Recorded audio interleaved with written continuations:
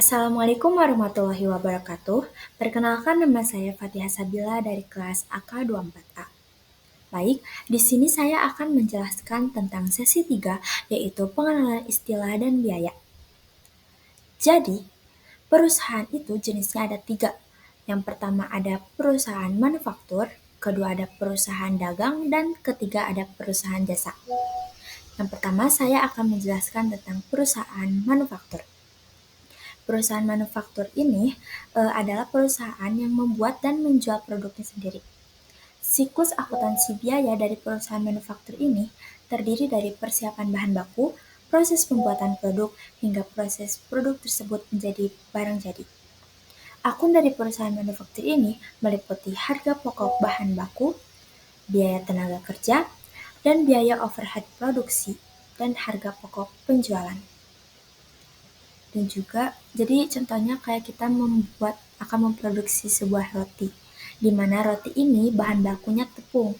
Nah, bahan tepung ini akan dibuat kembali hingga menjadi barang jadi, yaitu menjadi roti tersebut yang siap untuk dijual.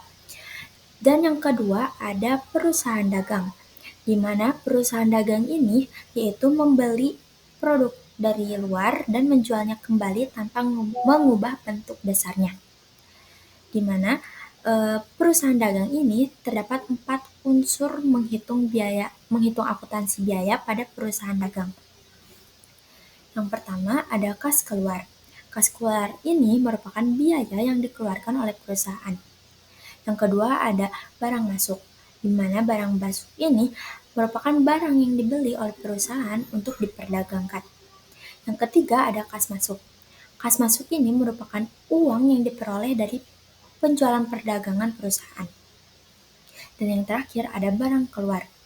Barang keluar ini merupakan semua barang yang dijual oleh perusahaan. Yang ketiga ada perusahaan jasa. Perusahaan jasa ini adalah perusahaan yang menyediakan jasa, jadi tidak berbentuk produk. Contohnya itu kayak perusahaan, bukan, kayak jasa salon ataupun jasa cleaning service, seperti itu. Baik, selanjutnya saya akan menjelaskan tentang perbedaan perusahaan manufaktur dan perusahaan dagang. Baik, selanjutnya saya akan menjelaskan tentang perbedaan perusahaan manufaktur dan perusahaan dagang.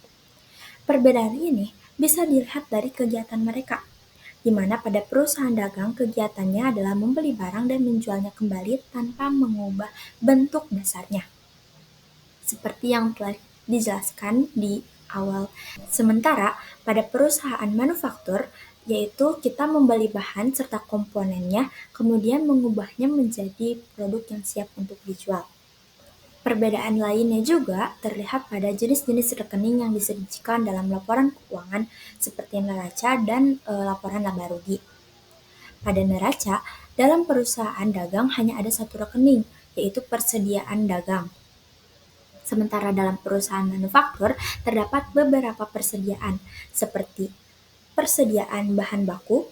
Jadi persediaan bahan baku ini semua bahan yang membentuk bahan jadi dimasukkan ke dalam perhitungan biaya produk. Kemudian juga ada persediaan bahan penolong. Persediaan ini itu merupakan bahan yang turut membantu dalam penyelesaian produk. Dan yang terakhir ada persediaan barang jadi. Jadi persediaan barang jadi ini tuh merupakan barang yang sepenuhnya telah selesai dan siap untuk dijual.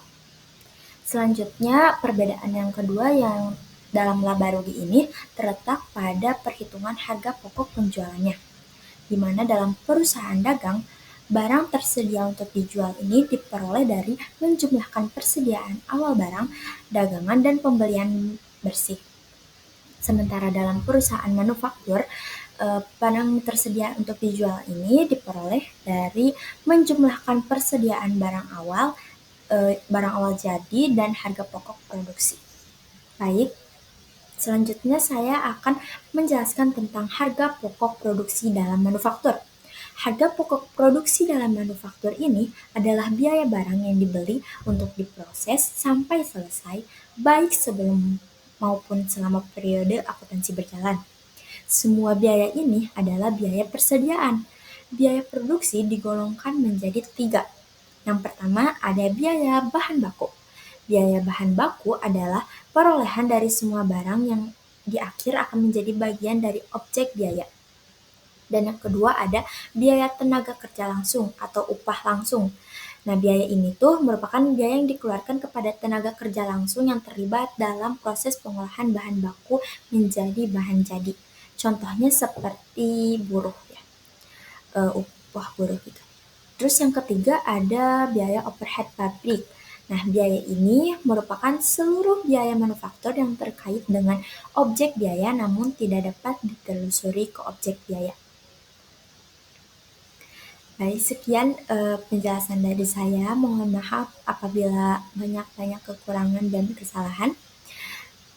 Wassalamualaikum warahmatullahi wabarakatuh.